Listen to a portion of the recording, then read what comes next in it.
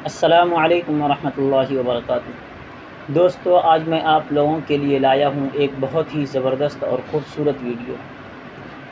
یہ ویڈیو ہے آپ صلی اللہ علیہ وسلم اور صحابہ کی مجلس کا ایک خوبصورت واقعہ۔ دوستو، آپ صلی اللہ علیہ وسلم کبھی کبھی اپنے صحابہ کرام سے مستی اور مذاق کیا کرتے تھے۔ وہ مذاق نہیں بلکہ مزاح ہوا کرتا تھا، جو کہ آپ صلی اللہ علیہ وسلم کبھی کبھار کرتے اور اس میں باتیں کرتے، اور کبھی کبھی یہ مجلس ایک باقاعدہ واقعہ بن جایا کرتی تھی۔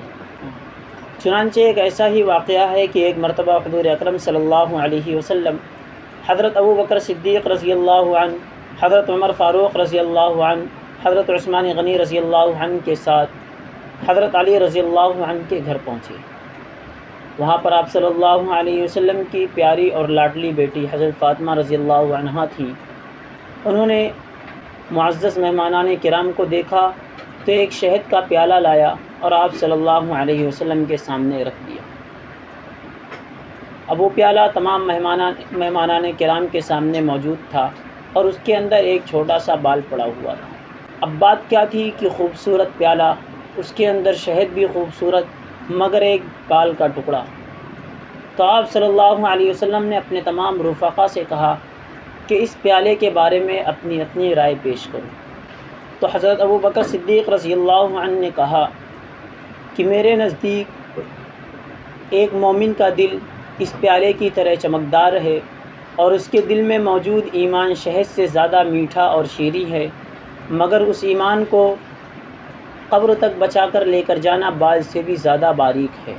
اور حضرت عمر رضی اللہ عنہ نے کہا کہ میرے نزدیک حکومت اس پیالے سے زیادہ چمکدار ہے، اور حکمرانی اس شہد سے زیادہ شیریں اور میٹھی ہے، مگر اس حکمرانی میں عدل اور انصاف کرنا یہ اس بال کی طرح باریک ہے۔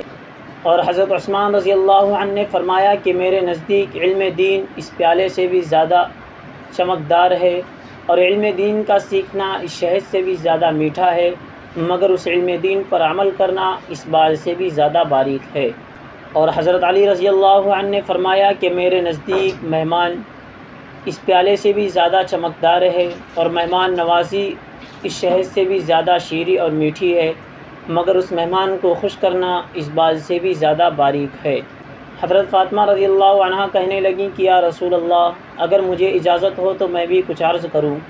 چنانچہ اللہ کے نبی صلی اللہ علیہ وسلم کے اجازت دینے پر انہوں نے کہا کہ عورت کے حق میں حیا اس پیالے سے بھی زیادہ چمکدار ہے، اور اس کے چہرے پر یہ شہد سے بھی زیادہ میٹھی اور شیریں ہے، مگر کسی مرد کی اس پر نگاہ نہ پڑے، اس سے بچائے رکھنا بال سے بھی زیادہ باریک ہے۔ سبحان اللہ، کیا خوب ہی محفل تھی، اور کتنی خوبصورت محفل تھی۔ جب تمام رفقائے کرام نے اپنی رائے کا اظہار کیا تو سب لوگ آپ صلی اللہ علیہ وسلم کی طرف متوجہ ہوئے کہ آپ صلی اللہ علیہ وسلم کیا فرماتے ہیں۔ ادھر سرکار دو عالم صلی اللہ علیہ وسلم کے لب مبارک سے یہ الفاظ نکلے کہ معرفت اس پیالے سے بھی زیادہ چمکدار ہے، اور معرفت الہی اس شہد سے بھی زیادہ میٹھا ہے، مگر اس معرفت پر عمل کرنا اور اس معرفت الہی کے حاصل ہونے کے بعد اس پر عمل کرنا اس بال سے بھی زیادہ باریک ہے۔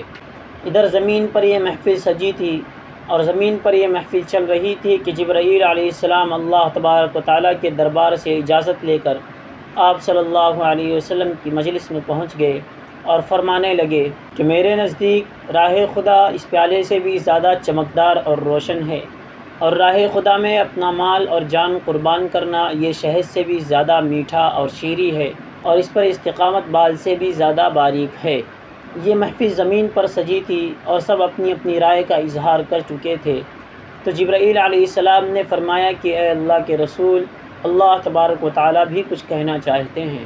اللہ تعالیٰ فرماتے ہیں کہ جنت اس پیالے سے بھی زیادہ چمکدار ہے، اور جنت کی نعمتیں اس شہد سے بھی زیادہ میٹھی اور شیریں ہیں، لیکن جنت تک پہنچنے کے لیے پل صراط سے گزرنا بال سے بھی زیادہ باریک ہے۔